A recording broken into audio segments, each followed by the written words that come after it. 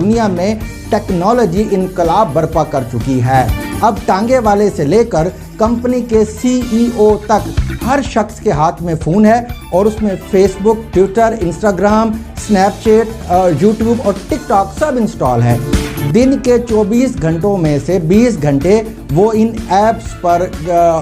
Post کی جانے والی جھوٹی سچی خبریں دیکھتا ہے، ان سے متاثر ہوتا ہے اور اپنی رائے قائم کرتا ہے۔ یہ انسانی نفسیات ہے کہ اگر آپ کسی انسان کے سامنے ایک ہی بات بار بار دہرائیں تو وہ اسے سچ سمجھنے لگے گا، خاص طور پر اس وقت جب اس بات کو اسی شدت کے ساتھ رد کرنے والا کوئی دوسرا شخص موجود نہ ہو۔